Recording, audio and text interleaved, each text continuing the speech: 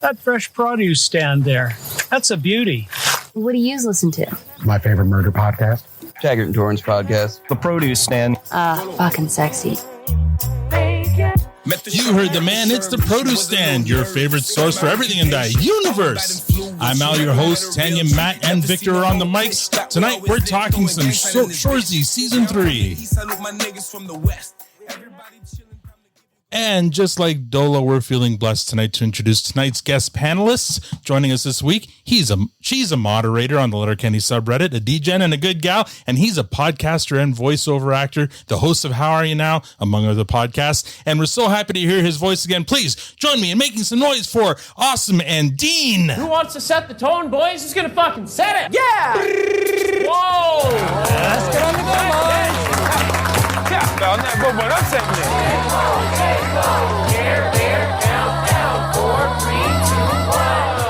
This team will never lose again. Welcome back to the Produce Stand, Dean and Awesome. How are you now? Well, I'm just peachy. How are you? Good, and you? Not so bad. Awesome. How are you doing? Deadly. Very good. I mean, I know it's a long time coming. We took 3 weeks off at the end of July and August, and we took another week off yesterday or last week, but back at it. Finally, we get to recap season 3 of Shoresy. We're allowed some summer holidays. Yeah, no, exactly. I know. I think this is the most time off we've taken in 4 years. So I think so too. You know what? Sue us. Anyway, it's great to have Dean back. It's great to hear your voice, bud. We'll learn about everything that's been going on with you. But sure. Let's get going first with tonight's lineup, which apparently is me, then Tanya, then Matt, then Victor, and then Awesome and Dean will have the last word as our guests. A little rusty there, bud. I know. I'm because I'm looking at my notes and that's not the order I had earlier. But anyway, here we go. So what have we been doing the last couple of weeks? Lots happened. I mean, my gosh. Fan Expo happened. We had an amazing time at Fan Expo.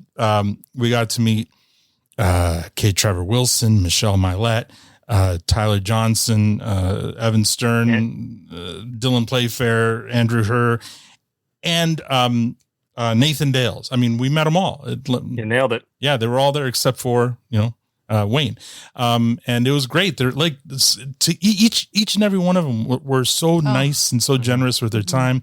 I actually got 2 good chats in with them because I was there Friday and spoke to them then, and then when we all came the next day, we had great chats. And Dylan Playfair made our daughter's year by giving her a signed picture of him as Gaston's son on Disney's Descendants, and she her eyes were bugging out. She couldn't believe that he was talking to her and stuff. And it was just what a crazy day and so crowded and such a busy day. I've been to one of those before, but it wasn't that busy. That was kind of insane. It took us half an hour to get from one end of the. I think it took longer than that. Well, just to get from one room to another, it took so long because there were so many people.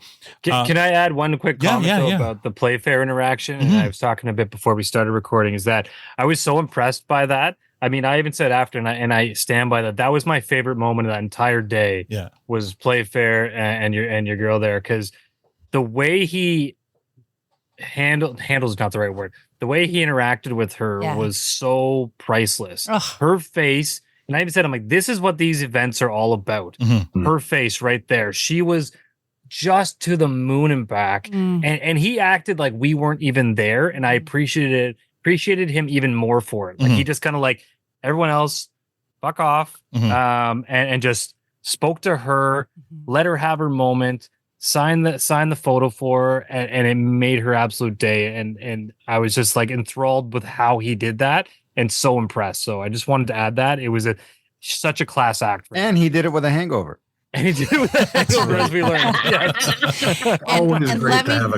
Evan threw him under the bus after that one. Yeah. And let me tell you, she so appreciated it too. She is so in love with that photo that he gave her, and the fact that he referenced it, that he's her pal. She's like, "Are we friends now? Like, is that it? Am I friends with him?" Yeah. And she just did she was just in the Descendants the theatrical play because she's doing that for summer, and so she's beyond to the moon and back, and that photo has not left her side. Every single day she makes sure that she is the last thing she looks at every night. So yeah. He was an You're absolute gonna have beauty. to like frame it and hang it over her bed on the ceiling or something. Yeah, she is absolutely just, she was in awe of him for sure. And last week, the reason we didn't record last week was because I was in Winnipeg recording stories for Yes, We Were Open for my work podcast.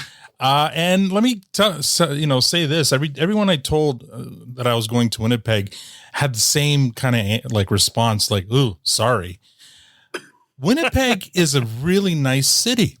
I enjoyed my time. Maybe those people just don't like getting pegged. Maybe. Well, I did have somebody at the airport who was from Winnipeg say that it can get a little stabby there. Apparently Winnipeg has that reputation. Well, every time you called me, there was a siren going on in the background. Lots of sirens. I gotta say, I don't know what it is about Winnipeg and Dollaramas. They were everywhere. They were like Tim Hortons, one on every corner. But in terms of like the city had good bones. It had great buildings. Some of them are just boarded. Like it's just, you're not selling it. No, boarded. No, but the city itself was beautiful. Like I went to the stadium that the Blue Bombers play out of, and it could be an NFL stadium. If it isn't the nicest stadium in the CFL, I don't know what is. They've got a gorgeous minor league baseball park, their hockey arena. The Winnipeg downtown is a nice city, and the buildings, it moonlights a lot in movies and as New York and Chicago, and I can totally see it. The architecture, it's that old style architecture. It's just the economy, and it's got a bad rap. Like I feel like they just need the winters, Al. Well, and I'm sure the winters aren't great there either. But I feel like their problem is a marketing problem. I think if they had better PR, and like Regina, Regina, maybe they could turn things around. And it doesn't help that like the one song that I know with the word Winnipeg in it is "I Hate Winnipeg." So written by somebody from Winnipeg. Great show, though. Great show. Yeah, great show. But anyway, I really enjoyed my time there. I went to the Canadian Museum of Civil Rights, gorgeous place.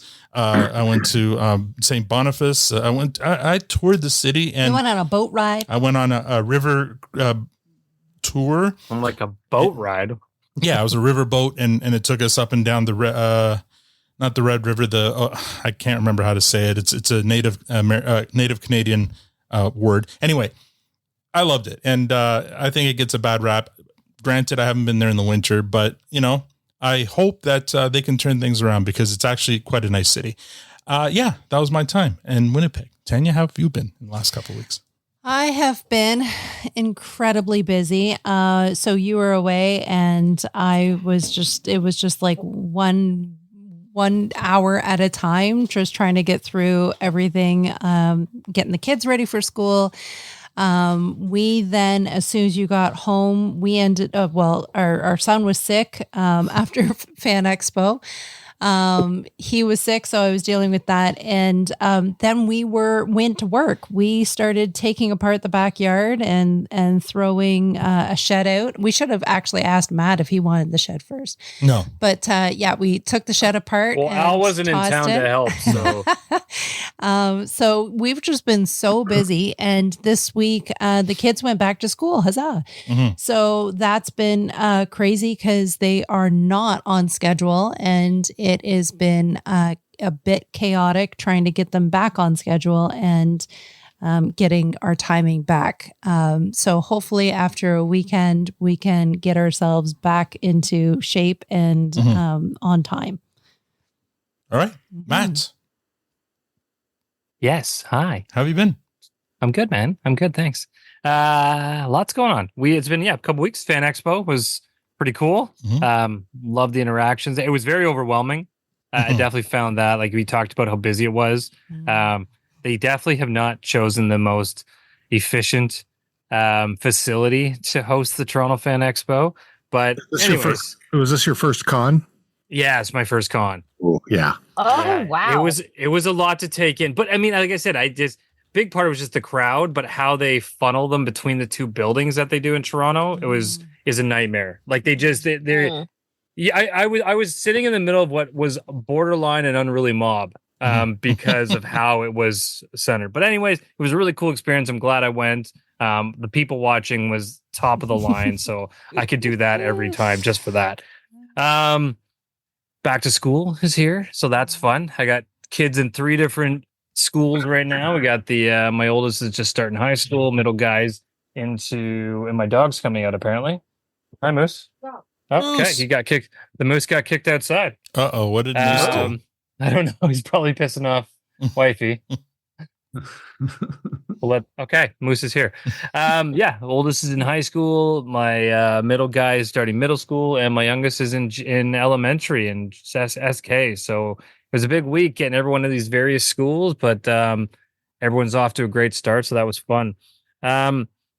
I was back to Shirkston. Oh, Labor Day weekend just passed. We went back to Shirkston Shores, which I talked about a couple weeks ago. Yeah, we had a last minute deal with the same renter or the same owner that we rented from before, and we wasn't intended to be a low ball, but we're like, here's our budget if you want another renter for the weekend. And she ultimately said, you know what, sure, you guys were great, happy to have you back. So we went and had a great weekend there. And the only other big thing that's on the go is I am sort of in training-ish. I should be doing more for Tough Mudder. Oh, right. So I'm doing next Sunday. I'm taking part in a Tough Mudder event, and if anyone doesn't know, it's one of those outdoor sort of agility obstacle course, Spartan races sort of thing. So it's. I think Cassie's doing that too. She is, yeah. She's going on Saturday. So unfortunately, we're not doing the same day because that would have been great to see her. We didn't align that. I'm going with a friend of mine, so he did all the booking. So we're going on Sunday, but would have loved to have seen her. The one I'm doing is 15. It says 15 plus kilometers, and over 20 obstacles. Yes. So we'll see how this goes. Luckily, there's no expectation of heading any reasonable time. So my goal is completion at best. Dean, are you getting some like ROTC flashbacks? Oh, I wasn't an ROTC. I was a soldier. Oh, you were a soldier? Okay.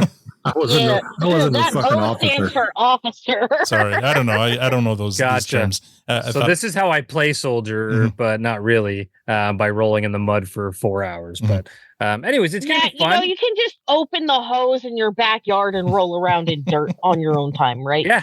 I do that regularly. Yeah, he calls that Wednesday night. Yeah.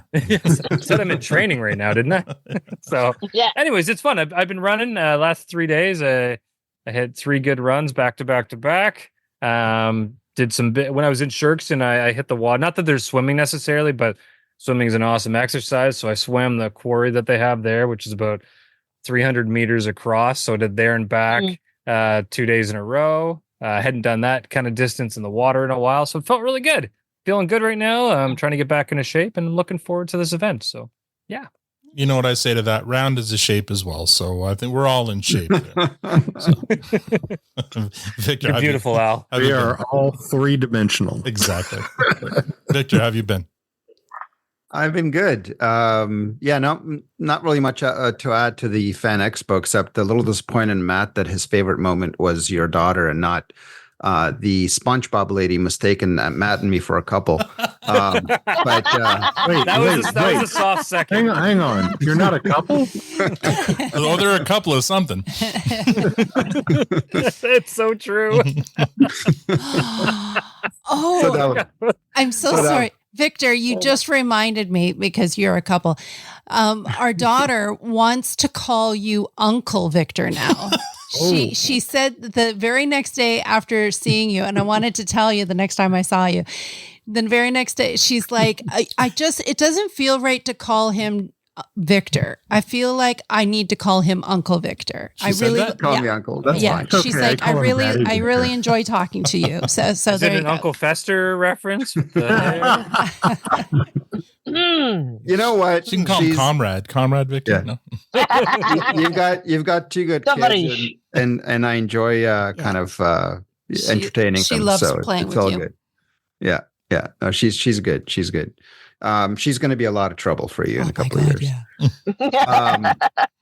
So let's see what else happened. So we had the long weekend. So there was some family time. Daughter came over, and it was nice because we played some music together, and we're working on a song together, which is pretty cool. Did you get your car back?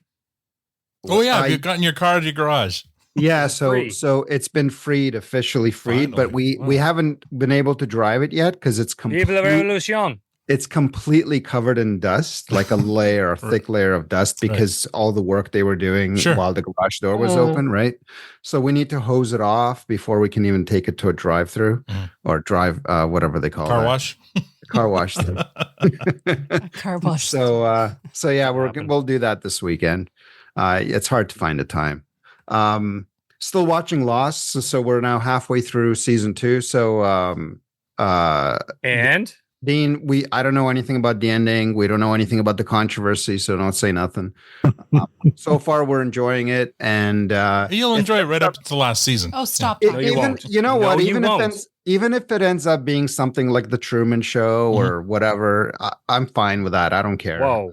Don't compare that. Yeah, what's wrong with the Truman Show? Yeah, no, that's not what I mean. That was gold. No. I don't mean the Truman Show being a bad show. I mean that it's something like that. It's the whole thing's, they're being manipulated by. Anyways, some, I can't wait till you get to later on, and then you go, Matt. You're right. We should have stopped. Well, we'll see.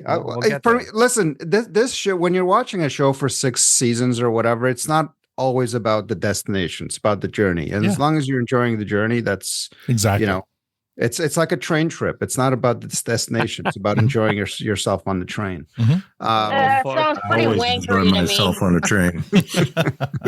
Will you be part of my train, Victor? Yes. Oh, and then you don't know what you're promising. and then the final fun thing. I went for a nice walk the other day. By the way, I've been doing a lot of running as well, Matt. It's so great. I'm just hoping we continue to get good weather for at least another couple of months. That would be really nice. So went for a nice walk to Steve's Music, which is I guess Al, you might be familiar with it. I know exactly what you walked from your house to Steve's Music. Yeah, that's a long walk. Up on Young. Yeah. No, on not Queen. on Young. On It's on Queen between. It's like just Queen and Dundas. Spadina area. Anyway, walked in. It's been a while since I did that. I walked in, grabbed the guitar, started playing, and another guy started playing. And then for 30 or 40 minutes, we're just kind of jamming with each other. Did you find out the other guy was like Kim Mitchell or something?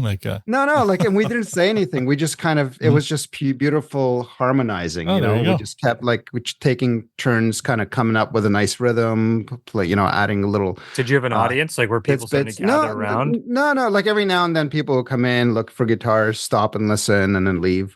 And then at the end, he just, we both got up, shook hands and went off on our ways. So it was beautiful. All right. Beautiful. Yeah. There's nothing more pure than the connection between two men. Yeah. You're cheating The on other me already. guy was Jeffrey Dahmer. Oh man. All right. Awesome. How have you been? Oh, my loves, it has been a week. My in-laws popped a curb and got a flat tire, so I've been having to shuttle them around to all their various appointments in between getting their car fixed. And then, I make no secret of this fact. I have 18 nieces, nephews, and niblets of various genders and all kinds of obligations to them. 18. I sort of, yeah, Yikes. 18, 1-8. and the oldest of them is turning 27 tomorrow. Wow. That's Yeah. busy. So it's fun, but oh god, it's a lot of fucking work. No wonder everyone calls you auntie. You're actually an auntie. Like, yeah, I've been 17 auntie times over. since I was fucking 14, Yeah. and that shit's not like to change. there you go. All right, cool. Well, thank you for joining us. And last but certainly not least, Dean, buddy. It's been way too long since we've heard your voice on a podcast. I don't even know where I am right now. It looks like your studio. It is. It's my editing desk. Mm-hmm. My booth is right there. Mm-hmm. So, yeah, I've really just been working on voice stuff and going to acting classes. That's been my biggest focus right now. Working on a web series. I don't know if anybody already heard, but I'm working on a web series on YouTube called Crash. It's a machinima, about this team of soldiers made, Halo characters, who are working on this base, and weird things are afoot. But it's comedy with some drama in it. Very cool. I'll post a link to that in the show notes. So if folks want to check it out, I'll definitely check it out tomorrow. Yeah. Having a lot of fun with that. Going to the Halo Championship Series with some of the actors, beginning of October, up in Seattle. So that's just a nice little drive for me. But yeah, talking about, your con experience. Yeah. I love good con experiences. My first one, with my kids, Evan was probably, I don't know, I'm going to say about 6 at the time. And huge fan of Adventure Time. And he was dressed as Finn and everything like that. And we got in John DiMaggio, the guy who does Jake the Dog. Right. And so John is a big dude. And Evan got, and during the con, we bought a calendar. He came with a Adventure Time DVD and one other thing. And we were trying to figure out in the line, what one thing do you want to have him sign? Because he's not going to sign a whole bunch of stuff. So he picked out his one thing, and we're walking up there, and finally we get there, and Evan just freezes. Like kids do. John notices this, and he gets up and he goes, "Hey man, how are you doing? I am so glad that you made it over here." And he was wow. He signed every fucking thing that Evan had. He had a calendar, every page that Jake the Dog was on it, he would sign that. Wow. That's awesome. He was a super, super nice guy. So yeah, having a great con experience. Is just amazing. It's great when the celebrities get it, right? The ones who are sitting there and look like they'd rather be anywhere else. That's the unfortunate one. But when the celebrities know why they're there and get it, it's amazing. Yeah, so many of the voice actors. I got to meet Billy West at that one. He was a really nice guy too. Billy West is great. Yeah, you know who was at the Toronto one? This were the voices of Pinky and the Brain. Oh, nice. And Mario. Yeah, I did see that. And Mario, Mario was there too. On Insta. Yeah. No, they had a pretty good lineup and selection. Like a lot of shows, obviously I'd never heard of. My daughter's latest favorite show is called One Piece, and so there was somebody from that show there. I'm seeing that shit everywhere now. I know. Now that I'm aware of it, everywhere I go, I'm seeing these One Piece things. Yeah, I got myself a One Piece puzzle. So that's I'm looking forward to working on that. You were so proud of yourself. When Victor and I were so confused about what you were saying. And I have One Piece puzzles hanging all up in my house. I finished every one of them perfectly. It's 1,000 pieces, but it's one piece.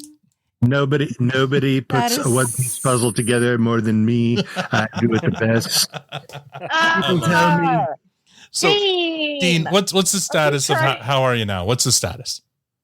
I will say right now we are in an indefinite hiatus. I personally have lost interest in doing podcasting. I don't know if that's if it's just because I've been so busy with everything else. But it's a lot of work, and you guys are putting up tons of content that's awesome a lot of the time, and so I not that I'm trying to compete or anything, but it's never a competition. There's you've got plenty. You've got that covered. So, and the one other show that I would ever do a podcast about, I tried to, and it wasn't quite working for me. Reacher. So that's too bad, because the new season. Have you watched the latest season of Reacher? Oh yeah. And I'm looking forward to the next one. I love them all. New season, the second season was kind of odd because he's actually set up with his old crew from when he was in the military, and so I enjoyed it. Yeah, it was good. Instead of him just being the solo guy, fortunately, the next one he will be back to being the solo guy for the most part. And one of the things that's cool about it is because I've read the book, and there's a character in there is named Paulie, who so Jack Reacher is 6'5", 250 pounds. Paulie is 7'6", and roided out. Right. So that should be a very interesting how they put that together on the camera. Right. So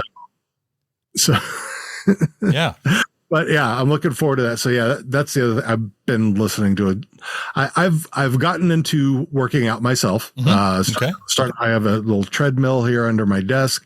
I try to walk 45 minutes a day. I've got weights upstairs. I've been doing dumbbells, presses and lats and squats and everything with my dumbbells. I really don't have enough room for like a full bench press thing. Yeah. So I'm trying to get myself back in shape. So yeah, that's what I'm doing right now. All right. Anyway. Well, I mean, I'm sad that we're not going to listen to you and Tiara talk about Letterkenny or Shoresy, but hopefully one day, we'll make a return, or at least, join us again for these season recaps, because we have a lot of fun doing these. So why don't we, speaking of which, why don't we get started with that, and let's do this. Previously. 2 weeks ago, we recapped and reviewed the season 3 finale of Shoresy, Les Rapides de Raudan. That episode was a unicorn, receiving fresh ratings across our panel, including our guest Tobias. This week, we recap and review the entire season 3 with our friends Awesome and Dean. I'm ready. Tanya, are you ready? Let's go. Matt, are you ready? Let's get on the go. Victor, are you ready? It is. Awesome, are you ready? Stay where you're too. I'll come where you're at. Dean, are you ready? Let's get after it. All right. Get fucking going. Yeah. Let's get on the go, boys. All right. We are going to start off with episode 1 of season 3. It was called 4 to 6. And our guest for that episode was Kat. If you remember, the lady with all the tattoos, and we had a great time getting to know Kat.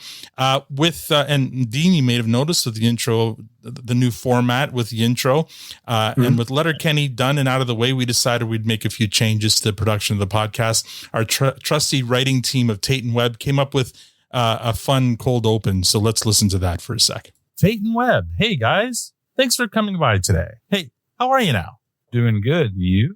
So Al, ready for Shoresy? Are you excited? Yes, that's why you're here. You see, I have a vision for the pod's future. Of the produce stand? Like you're going to change it up? What you got in mind? Okay, imagine a podcast for everything in the universe. Yeah. So you say that every episode, Al. It's in the script. Talking all the shows, not only Letterkenny, full on rebranding. Cool. That sounds like fun. I guess our only question is, why are we here? I'm glad you asked, Liz. What do you guys write for us each week, every show? We write limericks. And brilliantly, I might add, but I had a thought. What kind of thought, Al? Matt getting tired of limericks? Oh, no, it's not that. But limericks are it's just so Letterkenny. Now, think bigger, guys. I got an idea. Tell us what you have in mind. We'll give it a go. Okay, are you ready? Limericks out. Let's do haikus.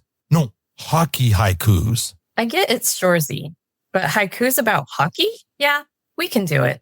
Sure, but what about, the cultural thing? What's it again, Liz? Appropriation? I'm half Japanese, you dork. think we're in the clear. This is excellent. I knew you guys would love this. Tate, Webb, are you ready? Good, because you're going. You should do a new intro. You should play it now. And that's where the new intro started. Now, the brilliant thing about that cold open there is the entire thing is a series of haikus. I checked it. They wrote, I don't know, about 20 haikus to create that cold open.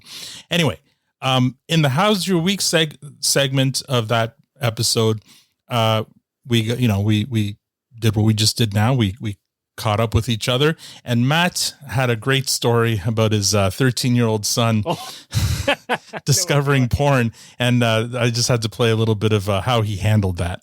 He made some comment and he used the word butt, and I can't remember why. I'm like, oh, speaking of butts, and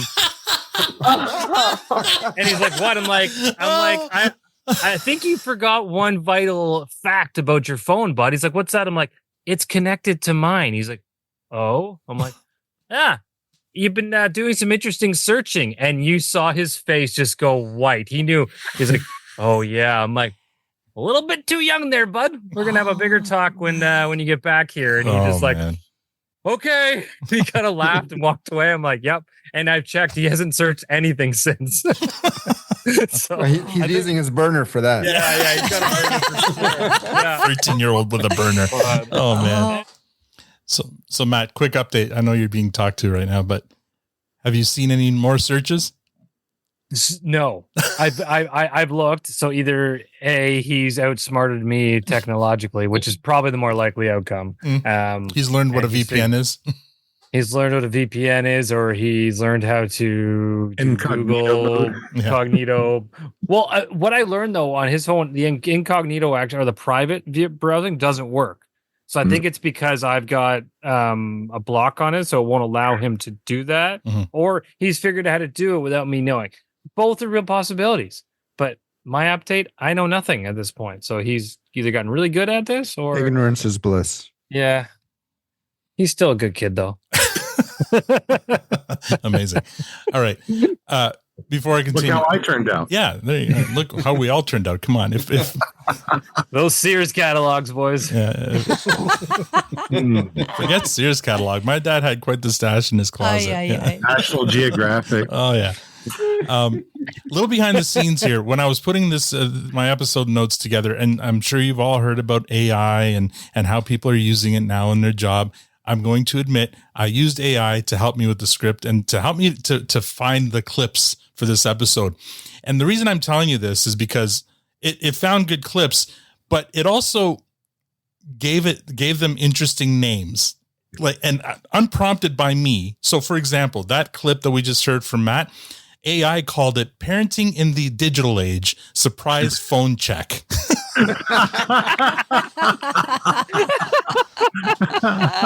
Which I think is I think it's hilarious. So, and because nowhere in the story Matt said, accounted for us, was there the surprise phone, like any of those words, like it kind of derived that from the freaky, man, the clip. Yeah, it is freaky. Wait till you hear some of these other titles. But anyway, we're going now to the episode, and we're going to talk about something called ski poles here. The ski poles joke was pretty funny. Oh my God, I laughed so hard at that.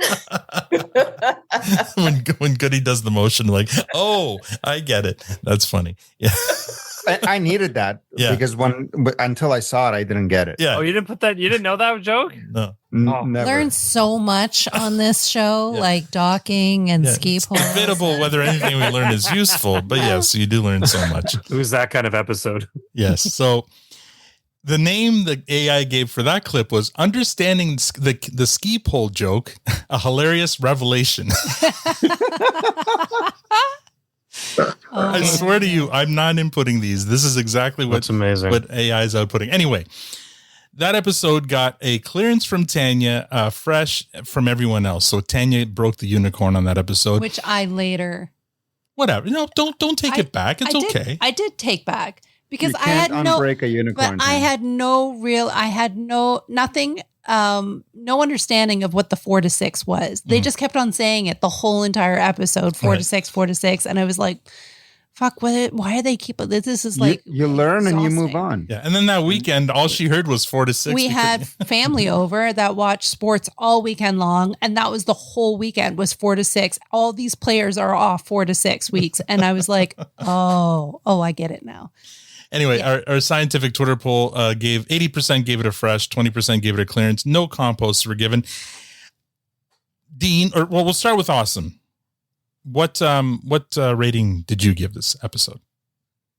I give it a fresh. I think it's a good open to the series. I think it lays out the thesis for the entire run quite succinctly when Sanger says you've lost your identities as hockey players. Like that's the thesis of series 3. Mm-hmm. Is Shoresy's struggle with his identity as a hockey player. Okay. Yeah. And did you understand the whole 4 to 6 thing when it was happening, or were you? I did, especially after they explained it during the walking competition. Sure. I know. I think Tanya just that wasn't the question. Awesome. No, look, I've got to be fair to Tanya. Dear, to be fair, you were quite sleep deprived. Mm-hmm. It was. She was. Yes. All right, Dean, what did you give this episode? I honestly gave it a clearance. And in fact, this season for me, it didn't start to get good until about episode 3. Mm-hmm. So it was okay. Okay, this is what I'm used to. It's kind of settling me back in. Right. So I'm getting comforted, which is not a big exciting thing. I mean, I understood the 4 to 6 and everything. But for me, it felt a little redone, if that makes sense. Like they've done this kind of thing at the very beginning, essentially before. I mean, not about being injured, but, finding that identity and making the team and, getting back to their roots. And so I felt like you've kind of done this before, but now you've actually been winning. Okay. And that they've lost it because they've gotten so used to it. So I think they have really great writers. I know this. And I think for this one, hitting it out of the park was not quite there for me. Okay. It definitely got into the outfield. It's all good. What did you think of how they kind of skipped all the playoffs? Just kind of gave us that one scene, the slow-mo scene of them losing in their own barn, and then we start the national senior tournament right away. Yeah, and that's kind of something they've done before. Right. They'll gloss over those things. I mean, that's Letterkenny and Shoresy. So that's a common Letterkenny universe trope. Sure. So I wasn't surprised about that. I mean, I guess you can probably only film so many, fictional hockey games. Yeah. I was kind of glad they did that because that kind of helped them reset. Sure. And because I think this is the first season or series, as Awesome likes to call it, where there was actual stakes, like real stakes. Yes. And the only way they could have done that for a 6-episode season is by doing a fast forward. So I didn't have too much of a problem. Yeah, with they that came off the perfect season. How do they bring it back to some kind of struggle, right? Yeah, for sure. Awesome. What did you think of how they kind of did that? I agree with Victor. If they had gone directly from the end of the regular season to the playoffs, that would have really killed the pacing because it isn't about the playoffs. It's about the national championship. That is how they raise the stakes. And also, Pete, when have they done the search for identity before? That was like at the very first season when none of them were searching for their identity, though. That was the identity of hating to lose. Yeah. The team was searching for an identity for sure. Exactly. Exactly. Yeah. I mean, there weren't I disagree really, like, emphatically. There Well, that's was okay. You not can be wrong. that theme. Yeah. No, I'm saying that there wasn't a theme of identity woven throughout the whole series. You know what I mean? I don't know. So I'm kind of in the middle on this one. Awesome. Like season one, they were dog shit, right? And so they had to bring in basically rebuild the team, right? And so you went from no identity to an identity. In this case, they had an identity and they lost it. So I guess that's the nuance is you go from nothing to something, and here you go from something to losing it and then having to find it again. Right, but none of them are questioning like who they are or their life's purpose. Well, you know, they know. Michaels was questioning. He lost his penis out of his jock strap. I mean, that poor guy. in the first season, yeah. But yeah, I think I in my opinion, this they're trying to find out. I mean, it's like they've lost the don't give a fuck. Right. They've lost that. You know, Shoresy is trying to figure his shit out. And he's captain, so they follow him. Yeah. And because he loses his identity, they're kind of losing theirs.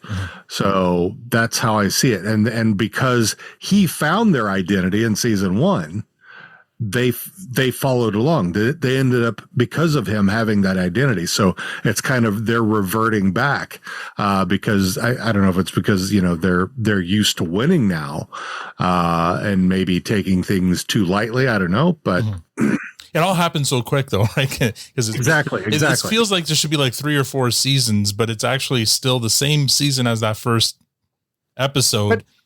Now it's the tournament, the post playoff tournament. The other thing about what's interesting that it's like they're making about the identity, but they're also like, and you know, this is kind of the part of it that makes it more like a cartoon is they're all terribly injured, right? Yeah. So yes, you can say they're losing their identity, but they're all playing like with 20% of themselves, except for JJ, and he's heartbroken.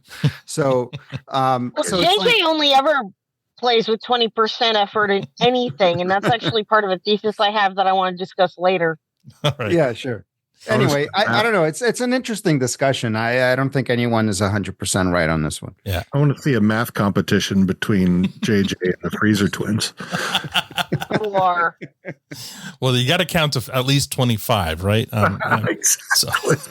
Anyway, the game sticks for this episode were rewarded. Actually, everyone gave it to Sanguinet for this episode. I think we all kind of appreciated how annoyed Sanguinet was getting with the way the team was basically emotionally folding and making up excuses and stuff, and him storming out of the room. And it was an interesting look for him, considering where he started, being kind of that meek, timid player, growing into the coach, and now being the leader that he was in this season.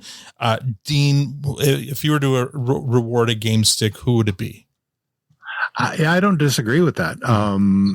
Sanger's become basically the heart of the team. He's kind of picked up the reins that Shoresy's dropped. So I think he knows the team. He has a good idea of what he wants to do with the team. He makes mistakes, but so does everybody. I don't, but and he definitely doesn't want Shoresy hurt. So he's got heart. Yeah. So I think that, he is like I said, he's really the heart of the team.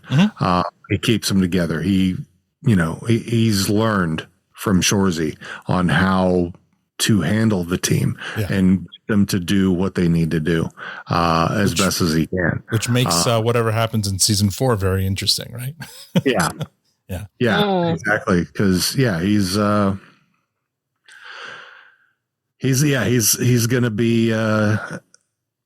I don't know. Yeah, if I don't know what's going to happen with that between him and Shoresy on that. We'll see. Yeah, I'm hoping he's still around. I have a theory, but I'll share it later. Okay, all right, awesome. Who do you give your game stick to for this episode? I have to give it to Miguan. Okay. Because she is the one who's rallying I mean, like, her and Sanger are working in tandem, in parallel, really, to keep everybody's mind on track, to try and get everyone to refocus on the goal right in front of them. Like, you do the job that is in front of you, and fucking moping ain't accomplishing shit. So pull your head out of your ass, pull on your big girl panties, and get to work. Yeah, there was definitely a team between Sanger and Meeg trying to get everyone else to I agree with that. I mean, we talked about that as well. Like, and I know I think I gave Meeg the sort of honorable mention because she was playing the same role on the opposite side of the equation. I just felt Sanger came in a little stronger, but totally agree with you, Awesome. Yeah. All right, let's move on to episode 2, Charlottetown Reds. And just to remind you what this one was about, here's the hockey haiku. The Bulldogs give back, webinars and seminars, but the first game's here. The Charlottetown Reds, so nice, and they brought seafood. Damn, Gord is gorgeous. Talking nutrition with kids in the youth league, but thoughts turn to who's next. All right, and in this episode here, I thought our argument about the best way to eat crab might be the most interesting clip. Here it is. I want my crabs in a crab cake, and I want my lobster in butter. Don't waste your crabs in a cake. Yeah, I agree with that. Yeah. Eat it natural. It was blasphemy. Crabs in a crab cake. I forgot I didn't even talk about the seminar. And where did the webinar go? Like, are we going to get the webinar soon? Yeah, because I really wanted to see Shoresy navigate Zoom. I wanted to see. I agree. I wanted to see. You want to see Shoresy's forehead or something, or I wanted to see the 4 screens. I wanted big, sexy chirping in the background like crazy, and like turn your mic off when it's not your turn, and like I wanted the chaos. We may still get that. What Who knows? we. I remember. I think I said that too. The moment we saw that intro, the when they released that earlier, I said the same thing. And if we don't get it in the end, I'm going to be pretty upset. But they'll find a way around it. But I agree. That would be such an amazing scene to see the floating heads. Yeah. Or just the forehead. Like you don't see anything else, right? You're on mute, Shoresy. Anyway, this one here, we see the first seminar with like 2 or 3 kids in attendance, plus Liam and Corey. We meet gorgeous Gord Gallant, and he offers to provide such a Canadian Disney name, right? Yeah, and he offers the lobster dinner for the at the end of the tournament. Well, Dean, we'll start. Well, I guess. Well, the ratings for this one actually was a unicorn. We all gave it a fresh. So, Dean, what would you give this episode? I'm still right now kind of in the clearance phase. The story was okay. It was a little, for me, it was a little lackluster. I was, I like the idea of between Shoresy and Gord, the aggression that. Yeah. Well, Shoresy can't understand why he's being so nice to him when they're about to play each other and stuff. Yeah. I would have loved to seen more of that. I think that was the thing that was missing for me. Everything else was great. But that piece of it, I think, would have really made it perfect for me. Awesome. I'm not going to lie, lads. I am going to just tell you up front, I'm giving every episode a fresh. What's your hurry? Just Awesome. because I said no one ever to Awesome. Right. Right. No, I think every bit of the story that is being told is so tightly built onto what comes before that you can't skip or discount anything. Right? So even though this is a transitional episode, it sets up so much stuff and it's so crucial to the rest of the story that you can't do without it. Okay. I think it does its job very well with an economy of time and motion, and I think it's funny. It's still funny. I love Laura and Shoresy's conversation about Gorgeous Gord in the diner in Eddie's. I think that's just so fucking funny. And I think they're cute. They're back and forth. They're give and take there. Chad would I agree really with like you. that. Yes. All right. Our game sticks. Victor gave it to Michaels in this one. Tanya gave it to Shoresy. I gave it to Zieg. Matt gave it to Shoresy as well. And our guest PJ gave it to Hitch.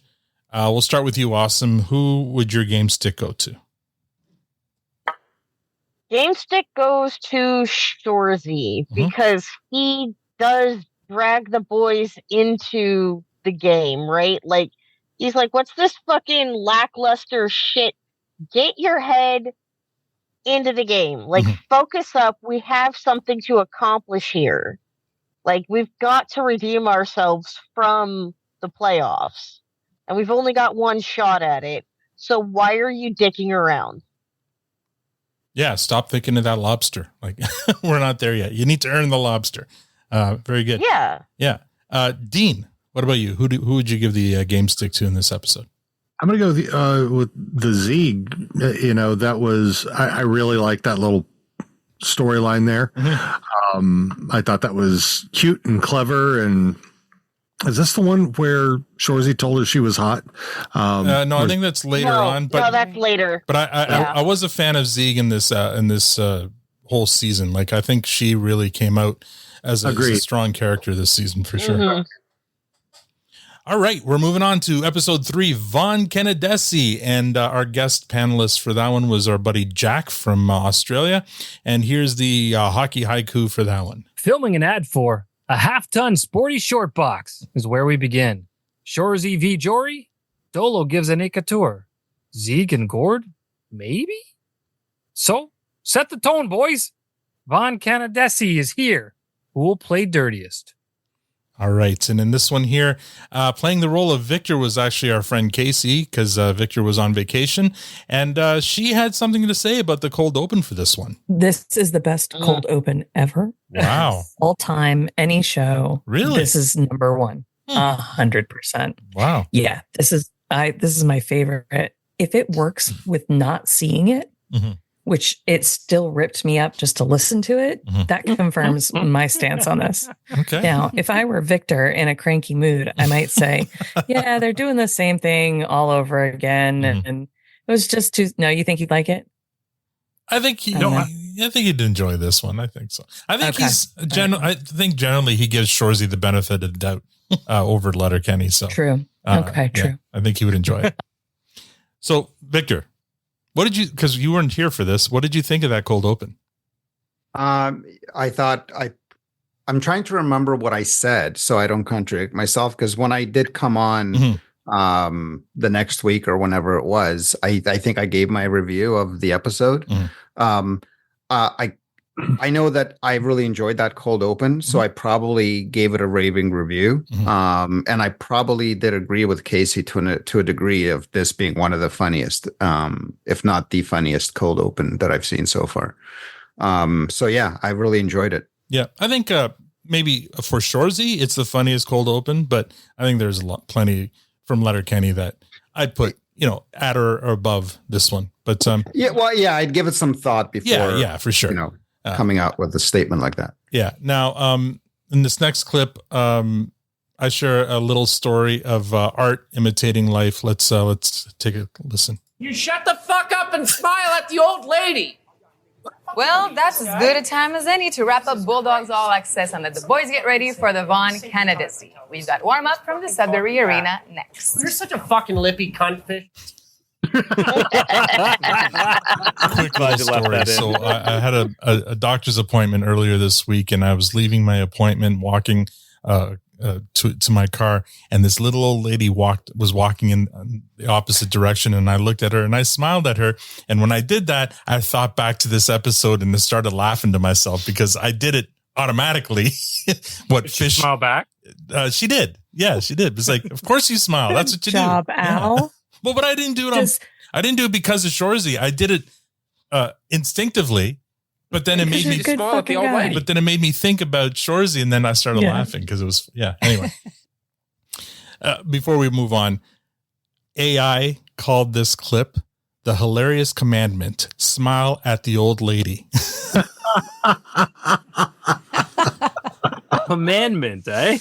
Right? Like, where the fuck did they get that? Smile at the elderly. The hilarious Okay, commandment. at this point, I want to point out it's not actually artificial intelligence. It's not intelligence. It is basically fancy pants autocorrect. Okay, it is a large learning model. It is a we get it, awesome. But think about predictive statistical model. Think about the So hoops. we can't enjoy it? The hoops it jumped through to come up with the hilarious commandment, smile at the old lady. The word commandment wasn't mentioned in that clip at all, or hilarious. It just, anyway, I just found it really funny when I saw the title. I'm like, that's hilarious. It's doing a good job. Yeah, I think regardless so. of what you want to call it. Yeah, it's doing a good job. It sounds like a bad English translation from for a user manual. Okay, but Matt, you're not allowed to enjoy it because not because it's bad, but because it's terrible for the environment. Do you know how much water and energy these servers use? Oh, come on. Don't make me bad about killing a small forest to produce this episode. No, you should feel bad about killing the ecosystem. Awesome. I don't care. Awesome. This is not the purpose for AI. This is just a nice little, symptom of it. Talking about Tesla batteries and how they absorb. Let me show you my big concern face. Each query that you run costs way too much in terms of water and energy consumed. Okay, I will. Okay, it is an ecological disaster. I will plant a couple of trees. It's worse than Bitcoin. I'll plant a couple of trees tomorrow. All right. Yeah, you need to subsidize a water desalination plant or something, man. Back to I do my thing. Can I share? You're closer to Silicon Valley than all of us. Yeah, Awesome. you're like in the backyard. This is more on you than it is on us. I shared around. I'm not the one who's using it. I shared around some planet-saving information today that I thought was pretty useful. So I found this meme that made me laugh, and it said it's basically a conversation. So the first person's like, "Condoms are not biodegradable. Condoms are not biodegradable," and they say it's like 4 times. And neither children are. Damn it! That I ruined your joke. Punchline gone. Sorry, buddy. Dean. I'll finish it anyways for those that didn't catch that, Dean. And it's like, if you care about the planet, have unprotected sex, and then STDs and babies are also not biodegradable. And somebody's like, babies are absolutely biodegradable. So thanks, Dean. Sorry. My brain works like awesome, and I'm pedantic.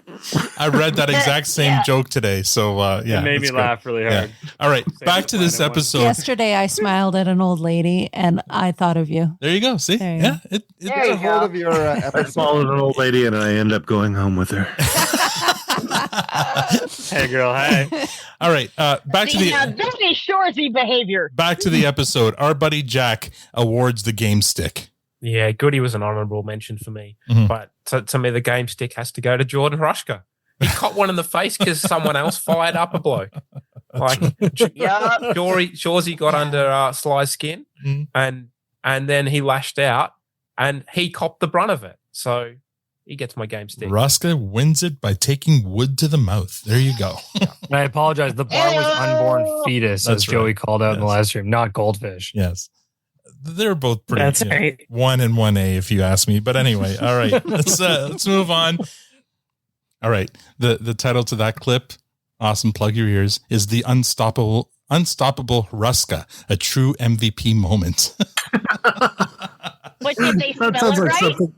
That sounds like something to be a Sports Illustrated article, right? All right, final rating for this one. I killed the unicorn on this one. Everyone gave it a fresh except for me. I gave it a clearance. So we'll start with who awesome this time. What would you give it? Oh, fresh, right? Should I just put fresh down? Yeah. Yes, please. Just all right. Fresh for awesome. okay. So Von Canadesi. Mm-hmm. Yeah, Hrushka taking the stick to the face was fucking shocking, right? Because up until really, really recently, the universe has had a pretty strict rule about no blood because blood's not funny. Okay. So they're breaking their own rules to provide that extra I don't know, gravitas, reality, grit, whatever it is. Realism. I mean, Sure. not reality. Yeah. But no, and I think they're doing it to great effect because they're not gratuitous with it. It's very, I'm not going to say sparing either, because they really, when Jared decide, because I want to point this out, the only writer on Shoresy is Jared. Yeah. The main Solo credit the entire time. He has punch-up writers or whatever, but yeah, he writes the main stories. Yeah. Like Risky's the script supervisor, right? Yeah. Risk and Kits are both given writers credits as well on the season. But no, when he's decided to break this rule, and he's breaking it good and hard, but to great effect. Sure. Because it's always on point. Oh, Matt, do you think it's so the writing's one thing, but do you think it's the Skeen brothers at the helm? I was just about to say. Once again, we're back to pushing that. Yeah, no more Jacob Tierney. Who knows? Yeah. Right. Yeah. Skeen going, let's push it a little bit further. Let's show some extra realism because this is what we know. Well, okay, so I think that the visual language of the show has changed quite a lot. And I'm not going to say it's better or worse. It's different, but I like how different it is, because every scene is shot like an action sequence. Yeah. Right there. And lots more movement. Yeah. Fewer static shots. Yeah. It's way more dynamic. In Letterkenny, famously, you don't have people entering or exiting a scene. Yeah. Because that's not Tierney's style. But in Shoresy, there's always movement. Somebody's always coming in or out. Something is always happening in the background. You literally have to watch it once, paying attention to the people who are talking, and then watch it once just to see what's happening in the background, because there is actual information occurring.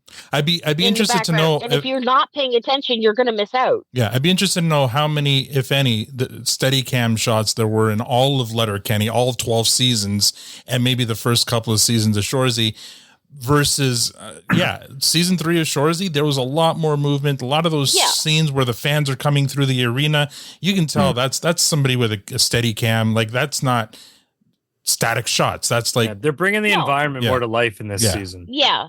And I think it's really paying dividends in terms of feeling the story moving forward, even when you do have interstitial shots like the fans coming in out of the stadium or in the beer queue or, just even the boys walking to the arena. Yeah. You're constantly getting really, really dense information without any dialogue, just because of the way it's being filmed. So I like it. Like I said, it's not a matter of better or worse, but it is different. For sure. I do. It's a fresher feel on it. Like it's different, and I'm for it. Yeah, Dean, what did you give this one? This is where they're turning the corner for me. The fucking oh god, what was it? The half-ton sporty short box. Yeah. Cold open. No, watching them lose their shit in that cold open. Yeah, you got to think some of those breaks were probably real breaks that they just kept in, right? Yeah. Like, it's scripted that they're all breaking, but like the more authentic ones, the more authentic reaction they can get, the better. Yeah, for sure. What do you give it then, Dean? I give this a fresh. Okay. As is right and proper. MVPs for this one went to, let me see here. Matt gave it to Goody, I think on the strength of that cold open. Casey gave it to Jory Jordan. Tanya gave it to the cold open. She actually named the cold open as the MVP. I gave it to Goody as well, because throughout that whole, I think that was one of the episodes where Goody had more to do and say than usual. Not just in that cold open, but I really enjoyed that. And he was so on point with everything he delivered. Yeah. And as we heard in the clip there, Jack gave it to Ruska for taking the high stick and wood to the face. Yeah, exactly. All right. We're going to move on to episode 4, Brooks Barrelman and our... Wait, do we not get to give our... Oh, shit. Sorry. Yeah, no, of course. My bad. Dean, who do you give your game stick to? To Goody. He's got his Goody t-shirt on, and it's like, yeah, you had that one planned. All right. Unbelievable. Love it. How can you not love Goody? Yes. He's unlovable. Going back to 4-6, I think he was a highlight of that with the walking. Right. Because he had an arm injury. His walking was completely fine. Right? No, okay. The last second of 4-6, when he takes his holster off, right? He calls it a holster because he's got guns. Yeah. He doesn't just drop it. He throws it across the floor. That's right. Yeah. Like he's throwing down a gauntlet to issue a challenge. And he's like, come fucking do something about it. And I was like, good, he got rused. No, yeah. It was good. Yeah. If this was a Zeke coming out season, this was also a Goody coming out season for sure. Fuck yeah. Awesome. Okay, so I'm going to give it to Captain number 69, sure, because of the pumping up that he does for Ruska. Right? Like he is encouraging, he is being a captain, but he's also being a coach, right? Are you ready to be on TV? Are you ready to be? Yeah. He's coaching Ruska through this. Yeah, it was good. And he's pumping his tires something fierce. And it's the most positive and encouraging that we see him being towards another member of the team. All right. Moving on to episode 4, Brooks Barrelman, and our guest for that was our buddy Chad. Here is the haiku for this one, clip number 10. Bulldogs celebrate the no-show record party. Lost their pants and hair. Next up, Barrelman.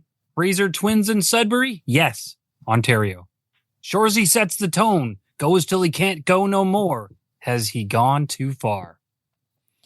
Now, apropos to the episode, Matt here shares a story of one of his finer moments of intoxication. Here we go. We were outside so my friend could have a smoke, and I looked up in the sky. I'm like, man, that moon is bright tonight. He's like, no, dude, that's the fucking sun. Like, I had no clue that it was 5 a.m. and that sunrise was happening. I'm How like, oh, shit. wrecked do you have to be to... Matt said, I should never be that drunk again. Oh my God. When you can't tell the difference between the moon and the sun. Yeah. Right? It was just hitting the horizon, so I thought it was just like a lighter sky, and then my buddy laughed. He's like, no. AI note. I forgot about that. AI note. The title of that clip was "Mixing Up the Moon and Sun: A Night to Remember." If you remember that night, you were not there.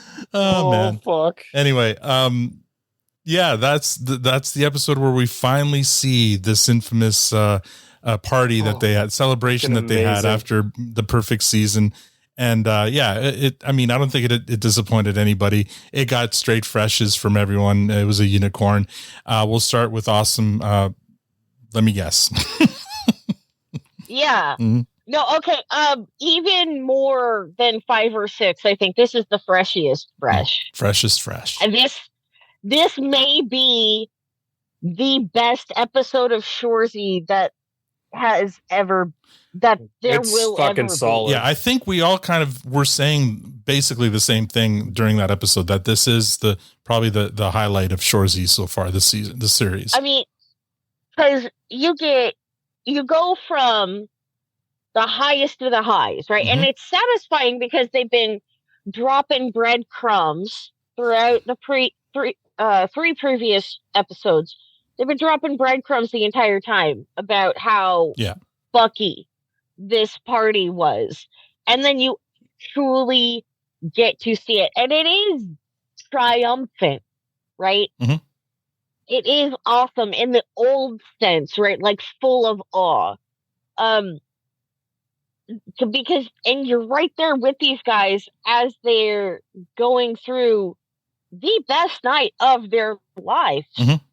Yeah. And then it turns on a dime. It's like a hockey stop, where like Shoresy does, where he slides his skates and then takes off in the opposite direction. It's so fucking gutty. Yeah. And brutal. And it's got that one great scene where you have the sluts still feeling hot at the club, even though like they're half naked already. Fish dropping the trophy all in one scene, and then Frankie JJ getting slapped in the background by Laurence Leboeuf, all happening. That's what I mean. Yeah, in the background. That's what I mean about you have to watch it once for what's happening in the foreground, once for what's happening in the background. You get a whole story in the background in this episode. Yeah, a whole ass story, and if you are not paying attention, you're missing out. Yep. Dean, all that was great. It's just awesome describing what a hockey stop was. Reminded me of Fox putting a red glow around the puck for the Americans. Well, come on. Most of your listeners are American. I'm not even a hockey fan per se, but I know what a hockey stop is. Yeah, no, he's giving you kudos in his Victor way. It's clear that you know. Yeah, Dean. Dean. What do you give this one? I give this one a fresh as well. I'm going to go ahead and tell you my MVP right now was the ecstasy that Shoresy got. Oh God, yeah. The fucking Mercedes might be the MVP. I'm not gonna lie. She enabled that whole night. Oh, well, she caused the cocaine rage or whatever you want to call it. Oh. So but Shoresy is a gift. But them all massaging each other is just do it yourself. No. It's not as good. That whole scene, yeah. Oh God, yeah, that was hilarious. I really liked the episode. It was nuts. It was chaos. I'll just put it that way. Yeah. Did it live up to the billing? Because they really built it up, right? They built it up over the previous 3 episodes. Did it live it up to that build up? Yeah, totally. Yeah. It even more so. I mean, you're figuring out they got really hammered and did some stupid shit, but no, it was so much more than that. So, for what it's worth, the IMDb has this episode as the second highest rated episode of the entire series. Oh, okay. After what? I bet you the season finale of series 1 of season 1. Yeah, 100%. That's no, it. No, Les Rapides de Rodin. Oh, the season finale of this one, really? Had the highest rating, all right, which I would agree with. And I didn't, but anyway, okay. Well, we'll get to that. Spoiler alert. Yeah, I have a little bit more that I want to say about this. This episode is a fucking masterclass of storytelling. Look, this episode is minus titles and credits is just 22 minutes long, and there are no fewer than 3 multi-minute montages without any dialogue. Yeah. Right? And in that frankly microscopic window, Jared manages to cram in 3 episodes worth of story. Yeah. I mean, it's what they do best, right? They do their montages well, for sure. Right? Yeah. And then the drama of the last 3 or 5 minutes where there is no music. Yeah. No score. In a show that is celebrated for its musical sensibilities. Just really drives home the impact of what's happening. Like literally, the first time I saw Shoresy take that hit, I thought I was gonna fucking bulk my hole up. Yeah. It was stick making. Yeah. Like, and in the short window after the webisode, right, the webinar, to the moment Shoresy takes that hit, that is about 3 minutes and change.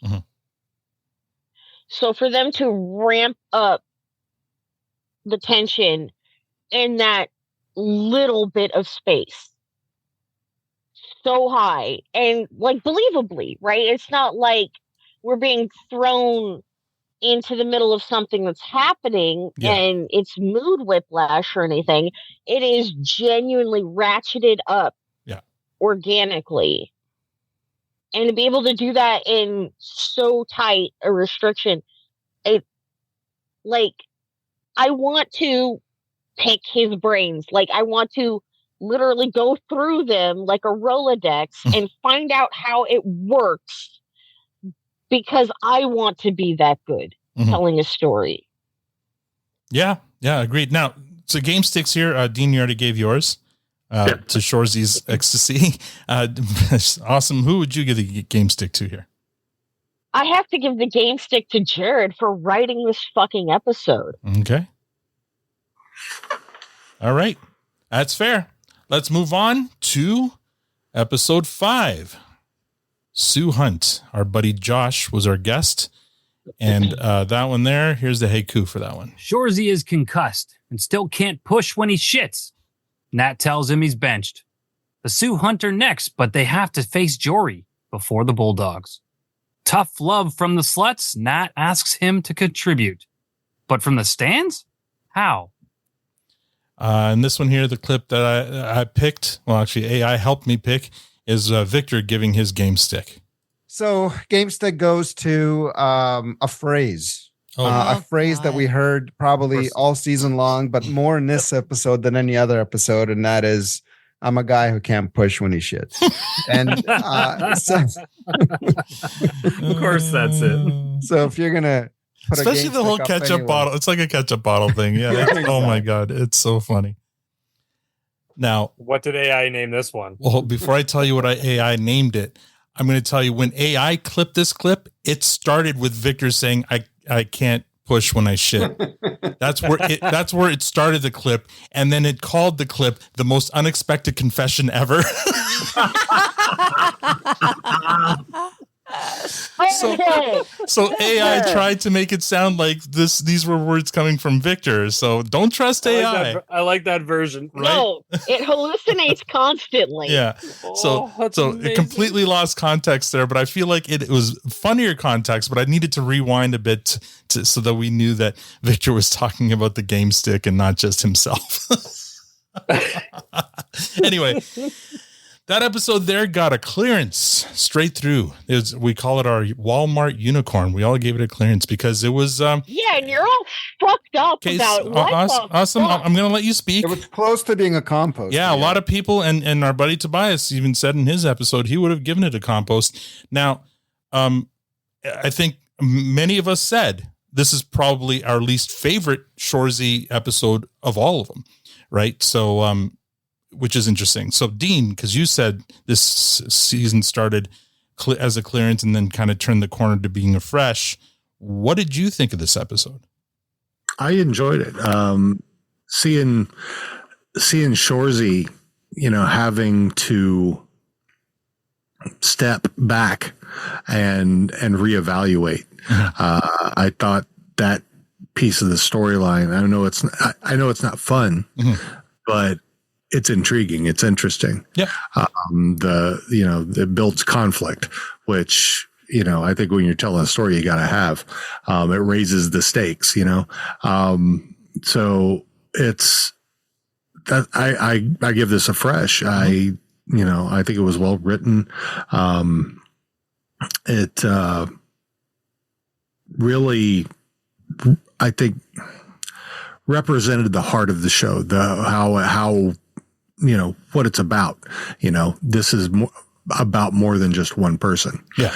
So there were a lot of great scenes in it, especially between Shoresy and Nat. I think a lot of the issue, I know with Tobias and with myself too, was just the way that the first part of that was edited together. It didn't make a whole lot of sense because the way I liked the tone it was trying to make set, but the way the previous episode ended, it kind of erased all that by having Shoresy back in the locker room, fully conscious and contemplating going back into the game. He'd just been knocked out, had his jersey cut off. You know what I mean? Like he should have gone to the hospital. Anyway, there was a whole lot there that around concussions and protocol and stuff like that. That wasn't that one. That was the next one. Yes, it was. Yes, it was. It was this one. Yep. And that was we all had issue with the opening. It didn't make sense. Yeah. Like logically, like even from a reality perspective. It turned itself into a cartoon. It devalued the previous episode, and there was other issues with this episode as well. If I just can't remember, but the biggest was just the thing around the guy should be going to the hospital. They shouldn't be. And the fact, I think the thing that truly bothered me is when he by himself tried to walk around the corner. I forget if it was to the dressing room, away from the dressing room. And that they would just let him. Like they just would let him. Nat under one arm each, and then he walked away. Pushed them off, and he wanted to walk on his own.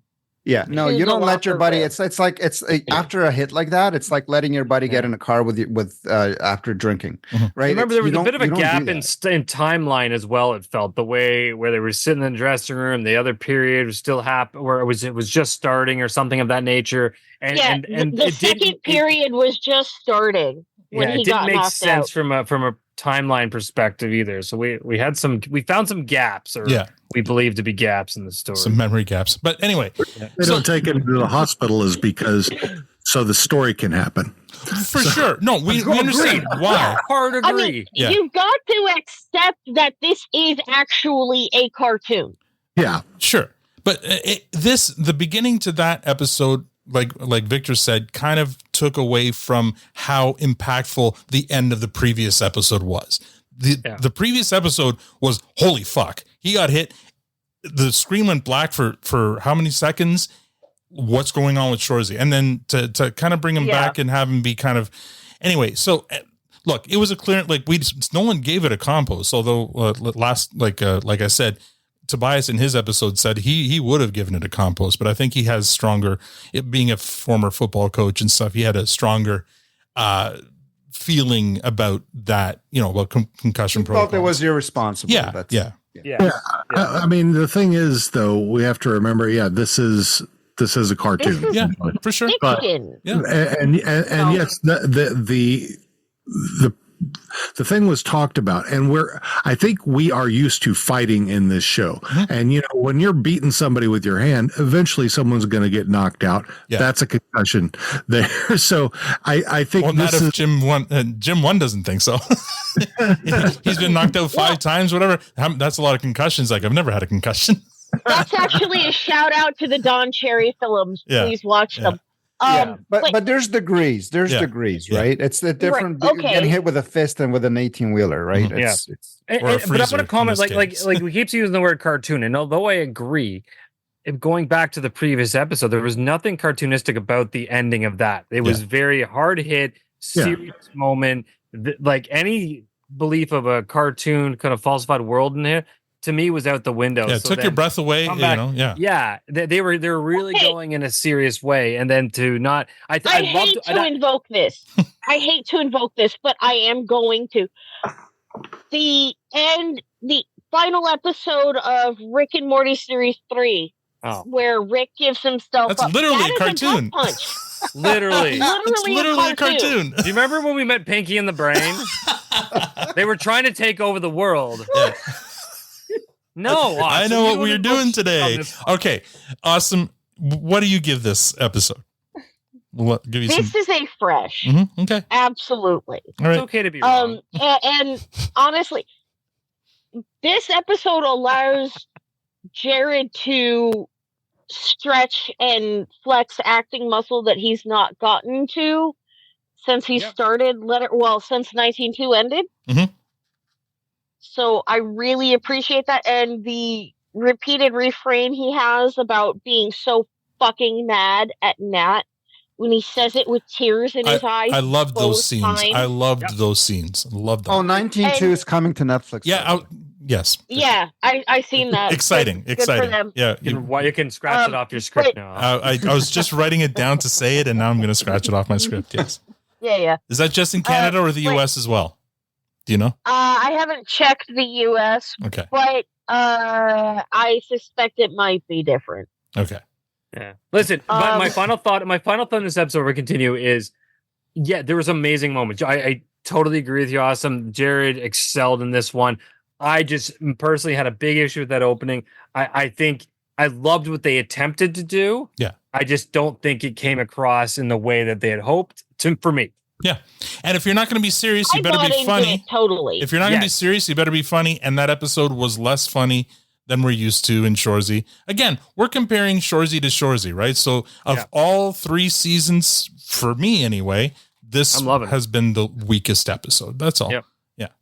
Well, this has been the most dramatic episode. Correct. Like, from a storytelling point of view, it is not the weakest.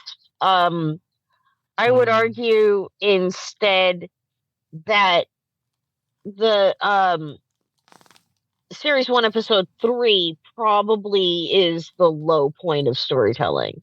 Which is that? Well, remind me. That's not the family. That's the one. Know your role. No, that's the one where they finally win a game and then Tendi quits. Oh, right. Okay. So they have to get Michaels back in. Anyway, yeah. But that's the penis episode? Yes, that is the penis episode. Come on. What do you have against Michael's penis? Come on. Anyway. It's so obviously fake. Like, if he was a real actor, he would have actually gotten his junk out. All right, we need to really get moving here. So, games. Okay, I'm trying, but I keep getting interrupted. You dumb fuck. All right. Well, you started talking about Rick and Morty, so who fucking knows what's coming out of your mouth? No, to prove that it wasn't a cartoon, you invoked the cartoon. I don't know. It was just. I'm saying that my point with Rick and Morty is that even actual. No, I didn't ask for the point now. I wasn't fighting that. Okay. All right. Let's. Oh my god. No, can I please make this final fucking point without getting interrupted? Yes, go. Okay, the scene where Shoresy confronts Nat in the townhouse and she asks him the question, has it occurred to you that I care about you more than I do about winning? Yep. The answer to that question is no. It has never occurred to him because he doesn't care about himself more than he cares about winning. Like, to this point, we have all kind of glossed over the fact that Shoresy is actively suicidal. Yeah, given his comments at the beginning of the previous episode and what he said in the past about losing. Yes. Like, and awesome, he might be that trying line to score a laugh, but he's not fucking joking. Yeah. That line and a couple of others are the reasons this episode didn't get a compost. Yeah. Those are not reasons why it's a fresh. Those are reasons why it stayed a clearance. Yeah. That was one of my favorite moments of the show for sure when Nat says that to Shoresy. Loved that moment, but it wasn't enough to bring this into a fresh. All right, we've got to move on though. Game sticks. Yeah. Tanya gave it to Zieg. I gave it to Nat because of those scenes. I loved those scenes with Nat and Shoresy. Matt gave it to Shoresy. Victor gave it, we heard, to the phrase, I can't push when I shit. And our guest Josh gave it to Nat. Awesome. Who do you give the game stick to? I'm giving it to Shoresy, but specifically in the company of Liam and Corey. When he starts that shit in the stands, that's it. That's the game sticker right there. They're both. He just looks. He doesn't have to say anything. He just kind of nods his head. He doesn't even look directly at them, but they both are on the same page with him. Yeah, that's great. That's it. That's the game stick, baby. Perfect. Dean. I give that to Corey and Liam. They're just automatically on board. There's not a question in their minds about it. Right. They just go for it, and they're like they've been chirping those guys being dicks right behind them the entire time. Yeah. So that's your game stick, Corey and Liam? Yeah. All right. Excellent. All right. Final episode here. The season finale called Les Rapides Rodons. And our buddy Tobias was our guest for that one. Let's see here. Clip number 14 is the haiku. Here we go. Shoresy's final game, setting the tone one last time. Try to win it all. Future is unknown, uncertain what will come next. One more to play, though. In the end, he'll go until he can't go no more. Leave it on the ice. So get on the go. Last time, Shoresy, you ready? Good. 'Cause you're going. And in this episode here, we discuss, Matt discusses a reality show featuring Victor that he'd like to see. Victor, I finally decided I think you need your own reality show.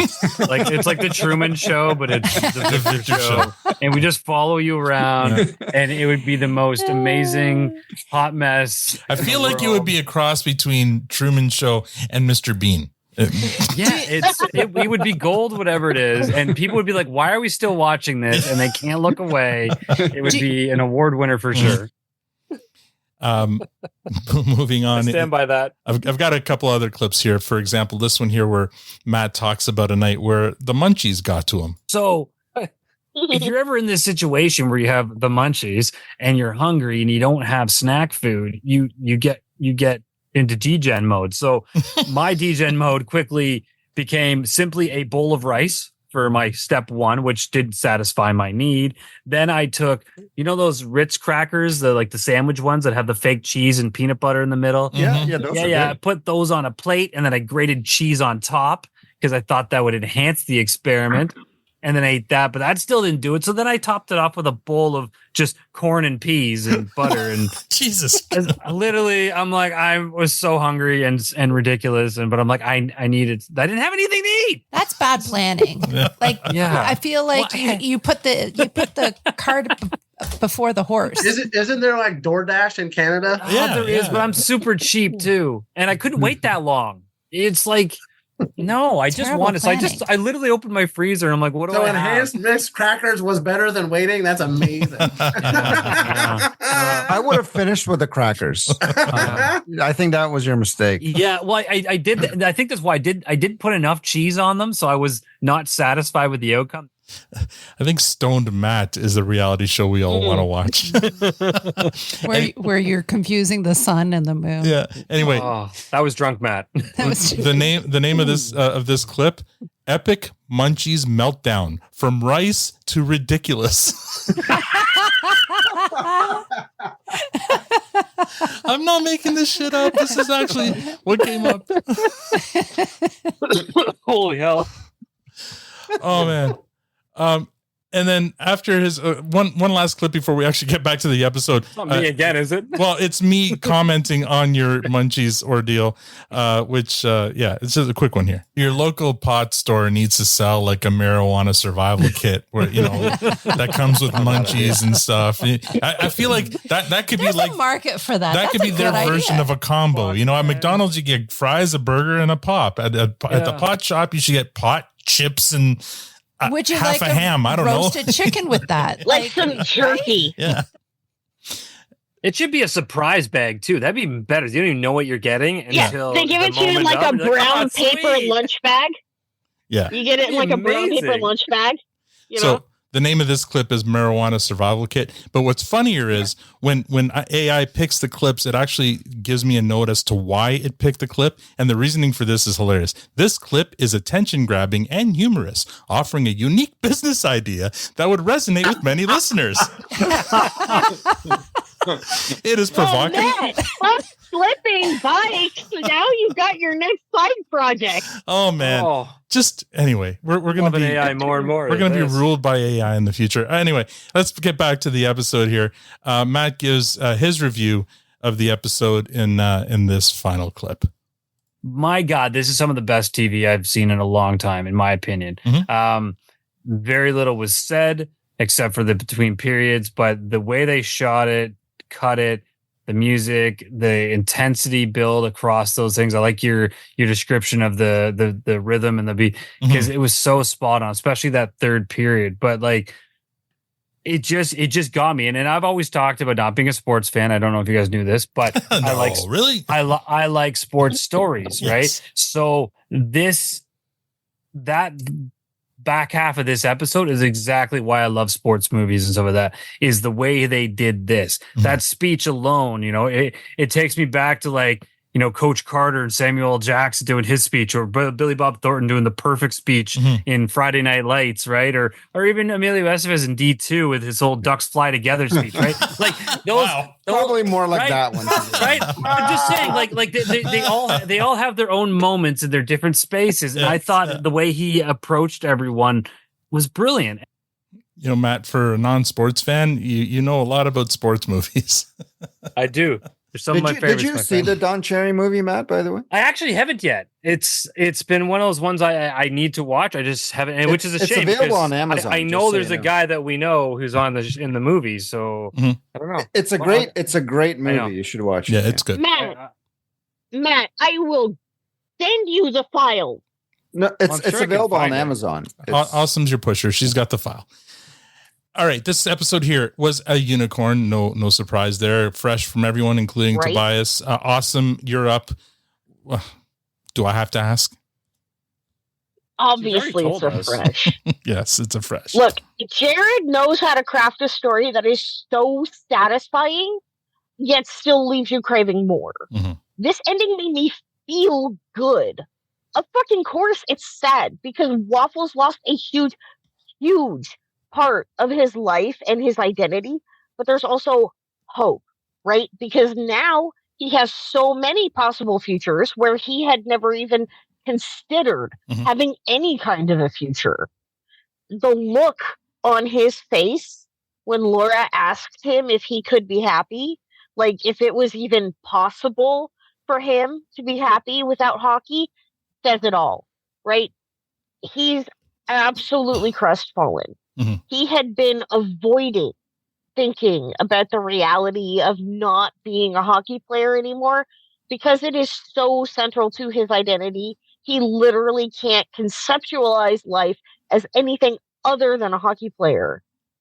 And there she is, right? The woman of his dreams asking him if he could possibly be something other than what he is at his core. And he doesn't have an answer for her.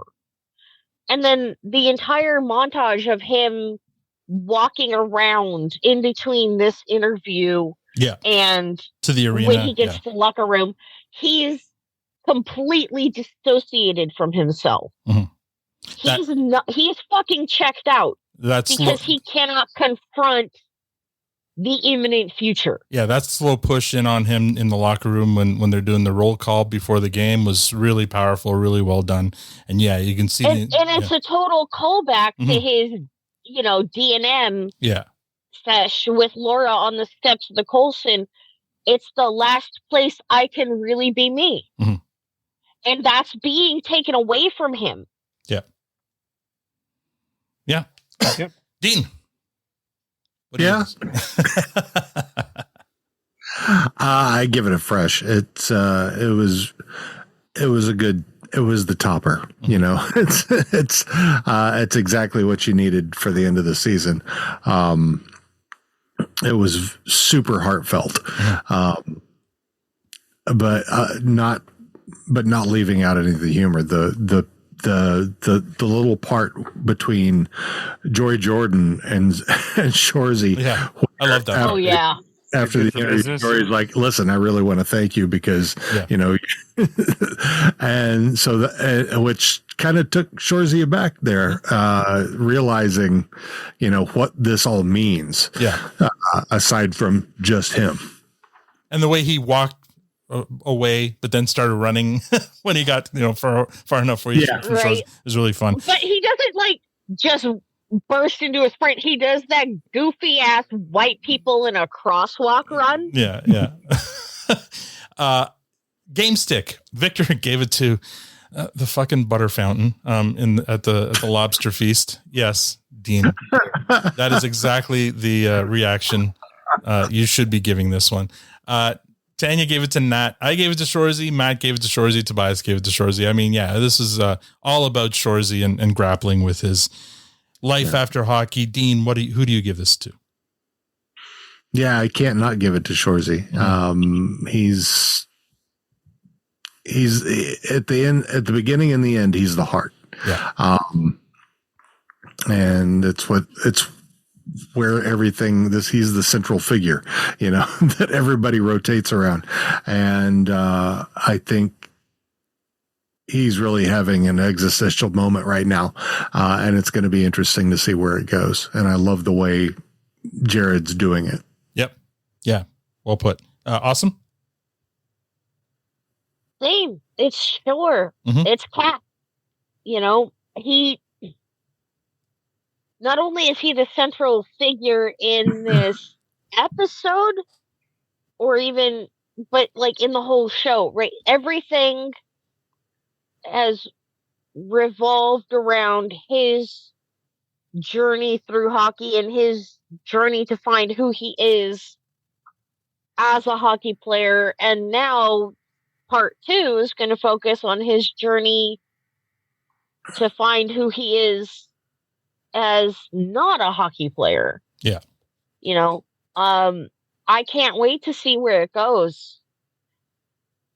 Yeah, it's going to be interesting because we've been given 3 options or 3 kind of possibilities. So we'll talk about that in a second. I'm calling it now. Yeah. Well, I'm calling it now. Just He's going to coach. Some of the screenshots that they're sharing, it feels like they're giving it away, but we'll see. Anyway, let's move on to overall season rating, and this is where we all get involved again. Starting with me, I'll be quick because we're running a little long.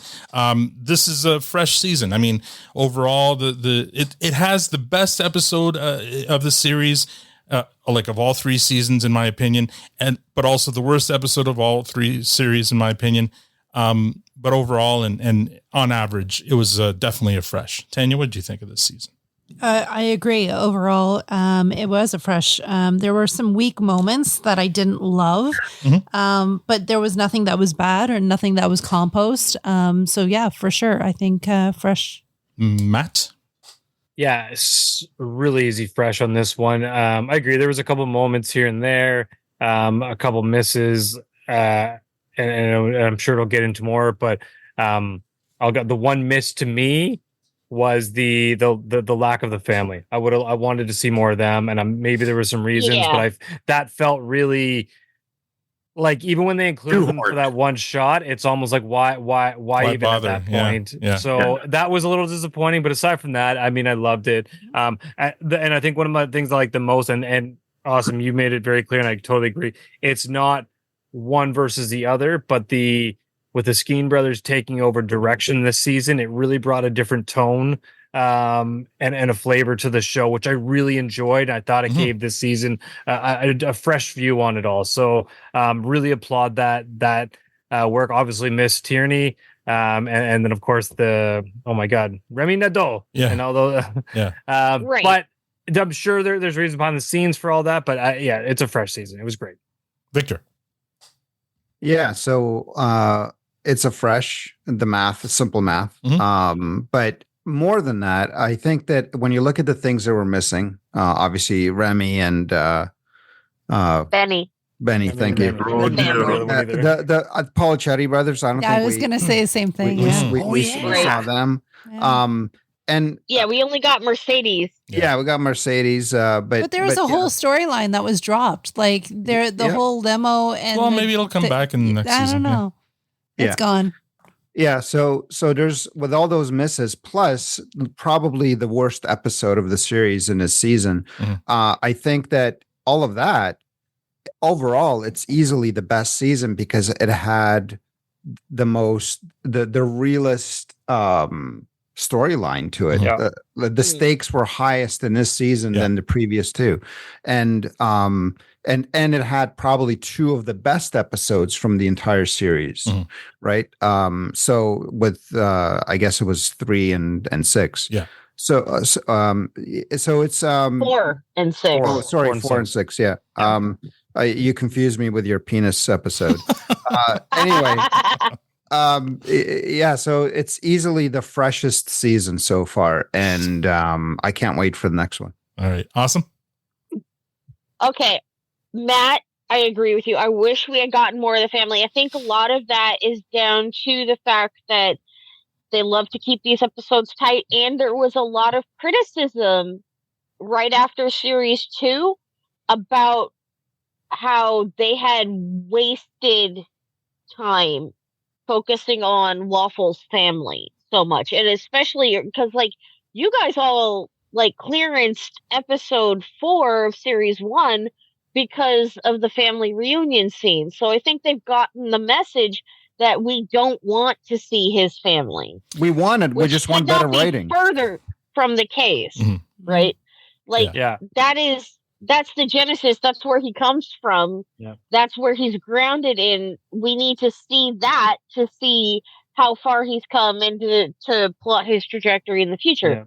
And that's a total. Sorry, really quickly. That's a totally fair point, and I agree with also Victor. Like, I love the idea of his family, and I love what they started. I think they could have done it in different ways, and I would have loved to have seen more of them. Or maybe just spread it out throughout the season, as opposed to having one episode almost dedicated just to the family, right? Thank you. Hard agree. I think a lot of that is a function of pacing and availability in combination with each other. And I'm wondering, and Awesome, you may know the answer to this or not, but it seems like it would be a waste to bring those actors back just for that one really quick scene where they don't say anything. I'm wondering if they didn't shoot that scene in the previous season, already knowing they were going to need that scene in the following season. Like, since they already had them in Sudbury, you know what I mean? Like, I do not know, and even if I did, I don't think I would be allowed to comment. I'm saying it out loud. I'm positing that might be what they did, because I can't imagine them getting Scott Thompson to go up to Sudbury for a 30-second scene where he doesn't have a line. It's kind of hard to imagine. Superman 1 and Superman 2 were filmed at the same time. Yeah, that's what I mean. Like, I feel like maybe Jared said, hey, while we have you guys here in town, I've got this idea for next season. Let's shoot it. And that way we have it in case we need it, right? Like, I feel like that might have been what they did. Let's get some B-roll just to have some rounds in the chamber. Exactly. Dean, overall, what's your rating? Fresh. And I again, I like everybody else, I agree there how the family is being handled. It did feel shoehorned in. It was unnecessary. The story would have been the same even without it.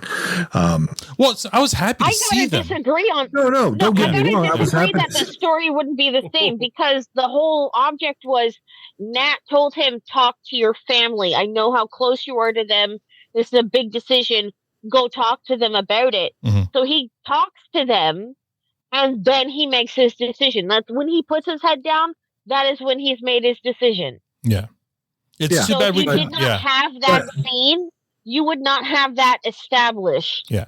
It could have been done over a phone call. Would be coming out of nowhere. Phone call or given a few lines, just to have that, his father say, Shoresy or Waffle, it's a tough decision. I think it's time. Or whatever. Yeah, whatever it would be. Yeah, but anyway. All right, we'll move on. MVPs for the season. Oh my God. And I mean, it's easy because this is the story of Shoresy, and you say it's the heart of the show. So it's Waffle. Yeah, it's Shoresy. My MVP for the entire season 3 is Shoresy. Tanya?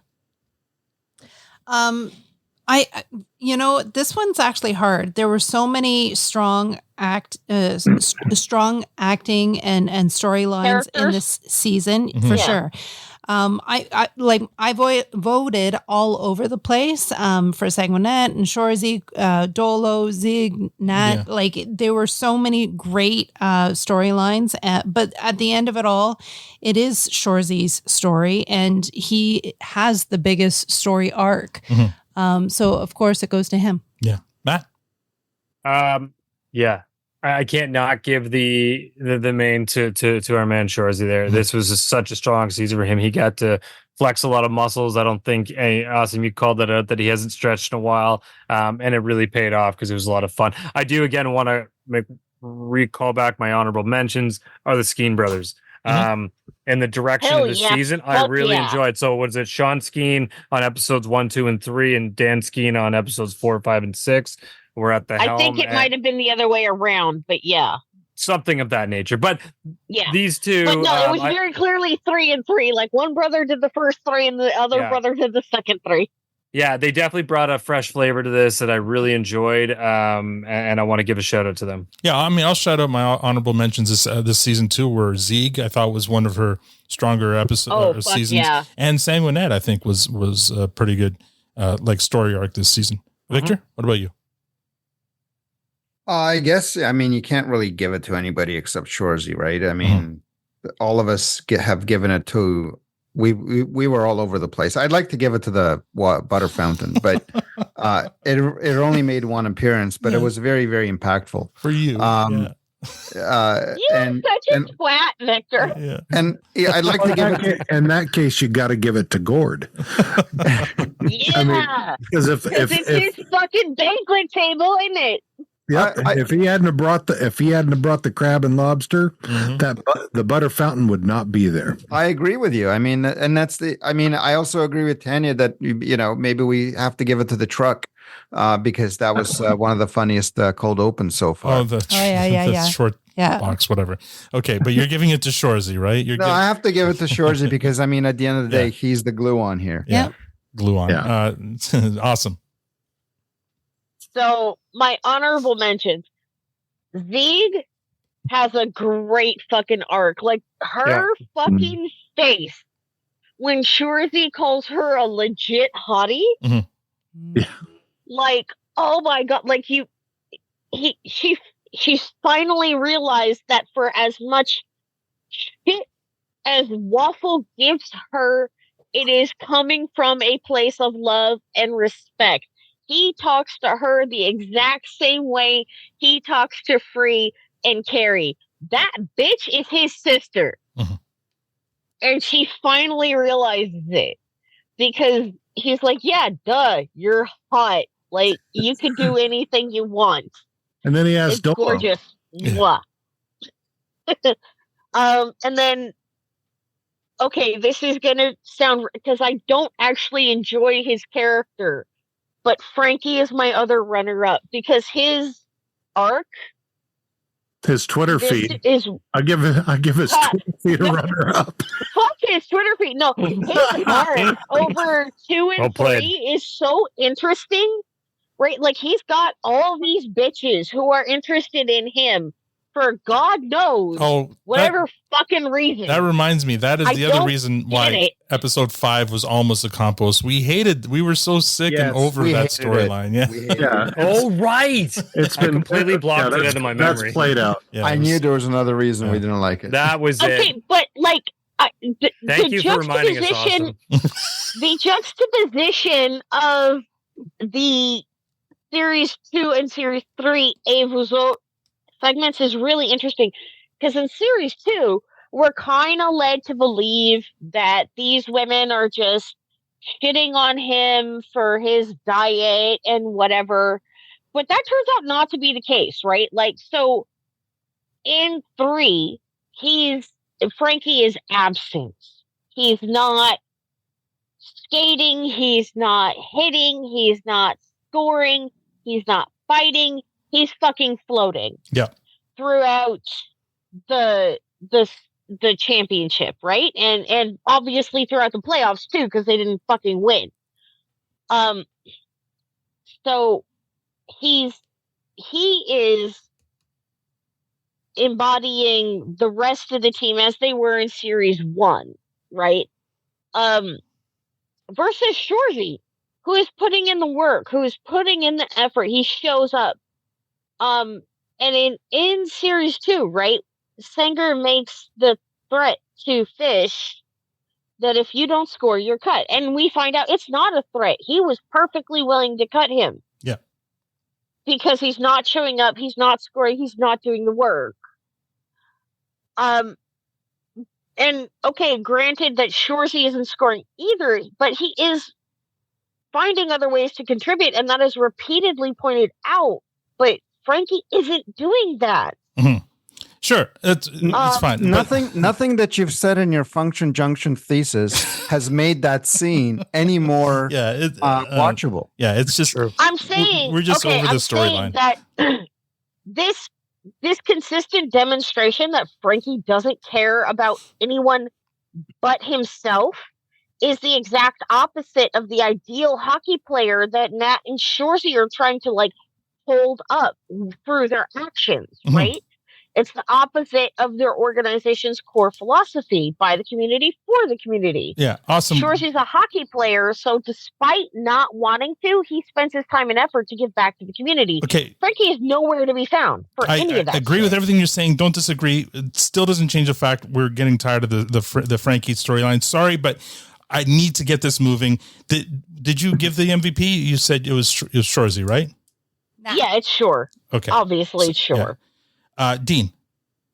Yeah, it's Shoresy. I think my honorable mentions, one of them would actually be Gord. I kind of get this feeling like he's going to be something in the future. Okay. I don't know if that's the case, but I just had that feeling. The actor seems good.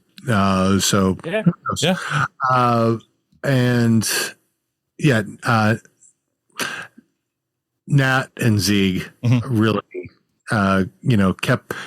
kept that fire burning, made sure that everything was still in motion. So yeah, those would probably my three, runners up. Cool. But yeah, that's Shoresy's the MVP for sure. All right, cool. Now I forgot to do this when we all gave this season a unicorn. So who wants to set the tone, boys? Who's gonna fucking set it? Yeah! Whoa! Let's get on the go, boys!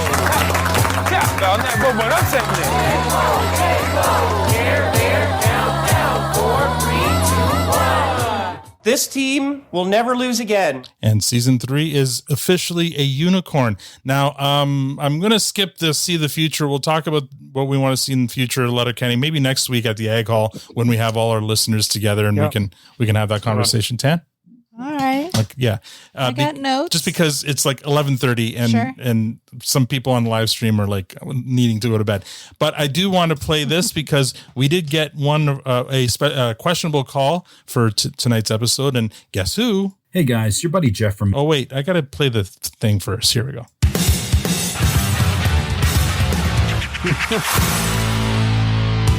What's life without bumpers? All right. Hey guys, your buddy Jeff from Maine again. No time to drop one of my fantastic Jeff puns because I've got some exciting news that is definitely going to earn me my own segment. I found a sponsor for the podcast. Please allow me to present to you Pastor Glenn's Ontario-style Donair sauce, the only Donair sauce made by hand in Letterkenny, Ontario. Creamy, tangy, with a hint of salt, it's sure to make the boys come running. Pastor Glenn's sauce, the best thing on shaved meat. Use code PRODUCESTAND penalty box at checkout to get a free salty treat with your order. Just want to say, great episode recapping the season finale with Tobias 2 weeks ago. Some of the best analysis of the podcast to date. But let's talk game sticks for a moment. My runner-up for the game stick went to Hitch for, quote, not, unquote, telling the children to go out there and punch someone in the head. He's my hero. But personally, I would have given the game stick to one of the best defensemen to ever play the game, the anchor of the team, a real captain, and of course I'm talking about Stanley Cup winner and Norris Trophy recipient Zdeno Chara. And 3, 2, 1, Victor's giving me the blue spatula. Now there was a moment in the episode that Tobias touched upon, but I don't think anyone specifically mentioned. Do yourself a favor, go back and watch the scene in Nat's office that begins around the 10:15 mark, and for me hits the highest note of the entire series, with 2 words we've heard Shoresy say countless times, but this time, when they're uttered at the 10:45 mark, they're different. They're sincere, and they really stuck out. Nat says thank you, and Shoresy gives an earnest, for what? I can't think of many other instances where character growth can be measured with 7 letters in just 2 well-delivered and inflected words. Phenomenal job, Jared. Oh, gotta run. I hear choking, and it's either the cat or the 2013 Maple Leafs. Peace and love, y'all. Boo. Please. Damn you. Damn you, Jeff. Fucking fire. Jeff, you called it. Fantastic. You counted down 3, 2, 1, and Victor presented the special. It was perfect. Well done. I understood the assignment. He's actually in the live stream and celebrating his win. All right. Quick news here. Yes, Victor let the cat out of the bag. Those of you who want to see a very dramatic series that Kisa was in, but also features a lot of Letterkenny actors and 1 or 2 Shoresy actors, check out 19.2. Apparently it's going to be available on Netflix in Canada, at least. I don't know if it'll be available in the US as well, but Canadians will be able to watch that. Also, next week, Dylan Playfair is visiting the Produce Stand. We're going to have him on. We're going to interview him on Thursday. Those of you who are patrons will be able to hear it right away. Those of you who are not will have to wait a week to hear it, but I'm sure it's going to be a lot of fun. We finally got Riley on. And all that's left then are final comments. So Dean, and awesome, always a great job. You you bring a lot of points and a lot of notes and stuff, and we appreciate that about you. A lot of fire. It'd be nice if I could get through them. You know, maybe you need an editor. You get through a lot, Austin. You know what, Awesome? Take your notes. There can only be so many hours in a show, Austin. Don't you dare. I know what you're going to say. Fuck off. No, don't say it. Take your notes, run them through AI, and have them edit. I knew. Well done. Have them edit your notes down. Anyway, let us know what the titles are. You see, I'm making actual stallion ponies.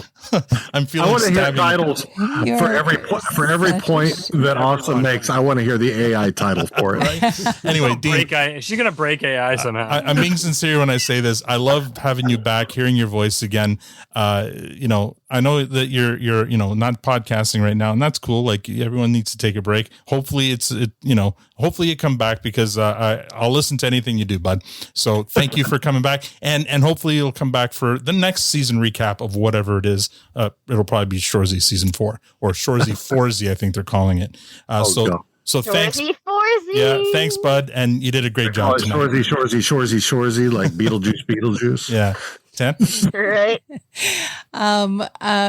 Awesome. I'll hit Alan later for that AI I love comment. you so much. You're such a fucking babe. Thank you so much for coming out. You guys are both so awesome, and Awesome's awesome, and Dean, you're awesome too. Thank you so much. It was so great to hear your voices, and thanks to Matt and Victor. It's always fun, and running off to bed as quickly as possible. Matt. Oh, another season in the bag. Here we go, guys. The off season where we get to have all kinds of random fun. So I can't wait to see what everyone comes up with. Awesome. Always a pleasure. I know we give you a hard time, but we have nothing but love for you, my friend. Dean, great to see you, man. It's been too long. It's an absolute pleasure, bud. You need to come out more often. I know you're doing your thing, but you've always got a place on the panel here. You always got a microphone for us. Yeah. Yeah. So great to see Right? you. A couple of microphones. So. Yes. Yeah. And and of course, my fellow panelists, nothing but fun, guys. Always love this, and kind of sad that it's going to be a beat, but we're going to keep having some fun. Yeah. Victor. Yeah, this was great. Awesome. We have to have a whole separate segment just for you. But this was great. Dean, a little more exotic since we don't get as much of you. Feel free to join our egg halls as well. They're kind of good drop-ins. And invite your good friend to join you with us as well. His good friend? You mean his wife? Yes. My wife. My wife is a very good friend. And so this was lots of fun. And now the creativity begins. We've got lots of space to think about what we want to do, and think about what these other 42 episodes are going to be. I can't wait to see all the things that AI told Al to do episodes about. Right? Yeah, exactly. I think AI is taking over. Yeah, you need to create a like an avatar for AI, and it can become like a guest panelist as well. I could do that too. A unicorn. It needs to be a unicorn that talks to way us. It needs to be a talking unicorn. Make it happen. Make it happen. Call it awesome. I would love that. Awesome. Your final words.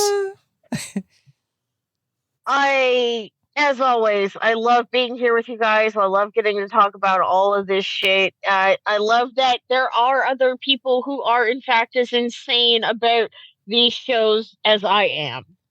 And that I get to, drop all my weird fucking thoughts about these shows. Like I genuinely got pushback for pointing out the fact that Shoresy is actively suicidal. Not from you guys, but where everywhere else I've discussed it. People are just like, no, he's just no, he is not fucking joking. This man is seriously mentally disturbed. Okay. And the Rick and Morty kind of way. I have a feeling. I have a feeling that I know why Awesome doesn't like AI. She doesn't want the competition. No, that is not it at all. You know, Dean, geographically, you're a lot closer to her than we are. So Yeah, you're in way more trouble because I'm actually coming up to visit my sister soon. Well, you better fucking stop here then. God damn it. I'm going to take you to the strip club. We'll go do stripperoki. Oh, we're definitely doing stripperoni. Stripperoni. The San Francisco treat. All right. It's the Portland treat, isn't it? Sorry, not San Francisco. Oh my! I think we lost Victor. He fell off his chair. In San Francisco too. All right.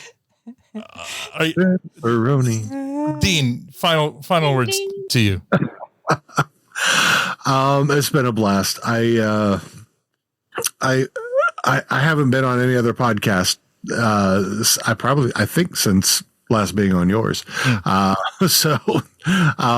But yeah, I love hanging out with you guys. You guys have always been amazing, and I love your content. And I'm glad that you are carrying the torch on for all the Letterkenny lovers out there, because you guys do it great. Oh, thanks, bud. We appreciate you, and I'm going to play us off here with a great song from episode 6. We all know, but isn't available yet. I had to rip this from the episode itself. "Serene Demon" by Art Deco. You'll be happy in a little while.